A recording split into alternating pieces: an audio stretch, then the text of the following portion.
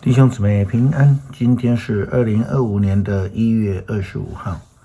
今天的经文是诗篇19篇，尼希米记第5章第1节到13节，路加福音第2章39节到52节。今天要跟大家分享的主题是主的家。1月20号，美国总统就职日，许多的政治议题就被热烈的讨论当中，其中呢，移民政策的改变是最引人注目的焦点之一。这个议题也相同的在我们国内政局的动荡当中，成为了立法委员这个辩论的焦点。对于外籍人士成为台湾国籍之规定，其实每一个国家都有自己的移民法的规定那无论是长久居留啦，或是永久居留啦，或者是申请国籍等等的问题，都有自己的规定。但是基本上一个国家对这个规定是对每一个民族都一样的以色列人和基督徒，他们终极的目标应该是要成为上帝家里的一份子，那么就应当要遵守家规。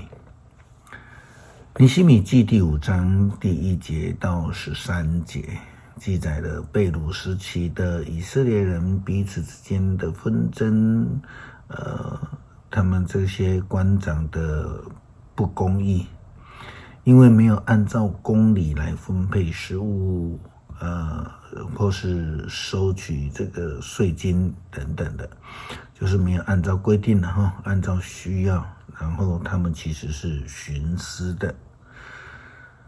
过了一段时间，许多人，男的女的都有，开始抱怨他们的犹太同胞，有的说，我们有这么大的一家人，需要粮食糊口才能够存活。有的说，我们必须点压田地、葡萄园、房屋，才有足够的粮食充饥。也有人说，我们必须借钱来纳田地、葡萄园的税给皇上。我们跟我们的犹太同胞是同一种族，我们的儿女跟他们的儿女没有什么差别，我们却被迫得非叫我们的儿女去做奴隶不可。我们的儿女有一些已经被卖做奴隶了，我们都无能为力。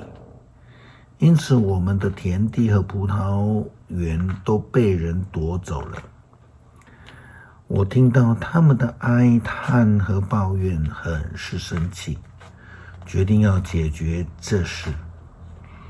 我谴责民众的首领和官长们说，你们竟然巴结自己的同胞。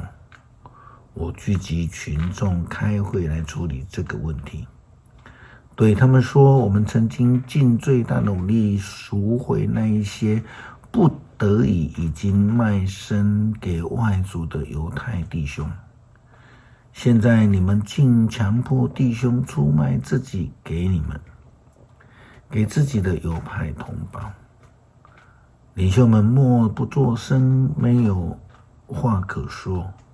于是我又说，你们做这事实在不对，你们不是应该敬畏上帝，去做应该做的事吗？不要让我们的外族敌人有任何借口嘲笑我们。我曾经借钱借粮给同胞，我的朋友和工人也借给同胞。现在我们要把所有的债权一笔勾销，取消他们所欠的一切债务，无论是钱、是粮、是酒、是油，都不要他们还。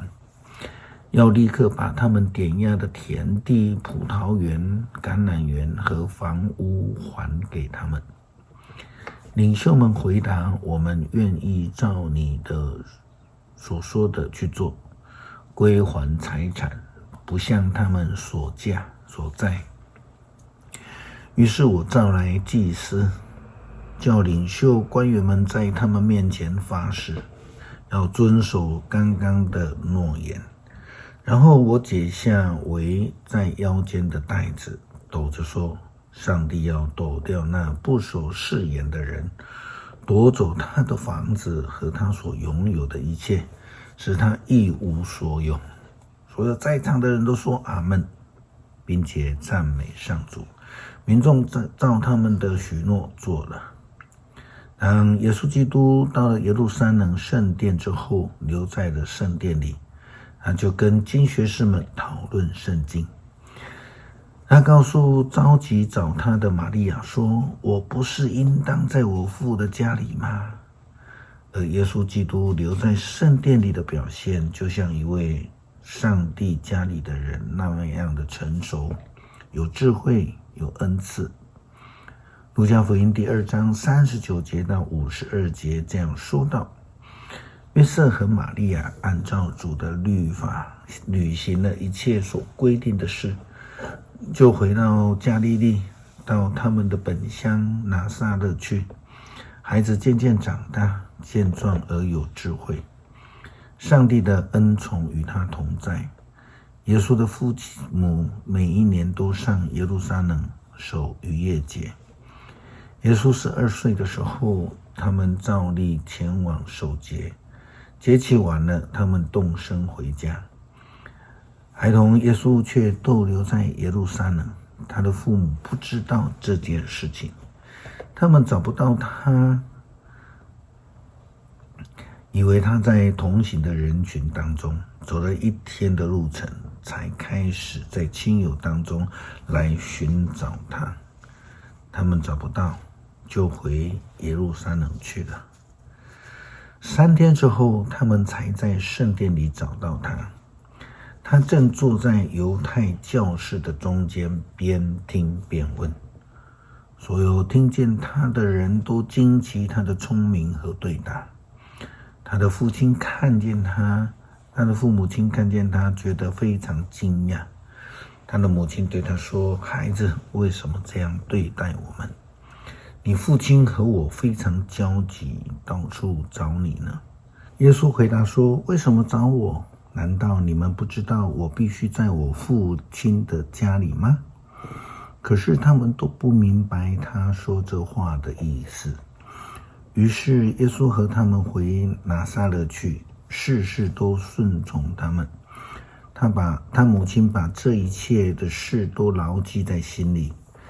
耶稣的身体和智慧一起增长，深得人和上帝的喜爱。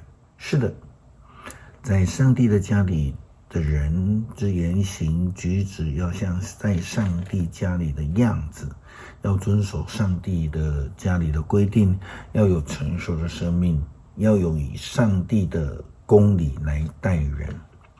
诗篇19篇。诸天宣布上帝的荣誉傲，穹苍宣扬他的作为，日日述说，日日夜夜传播，无言无语，无音无响。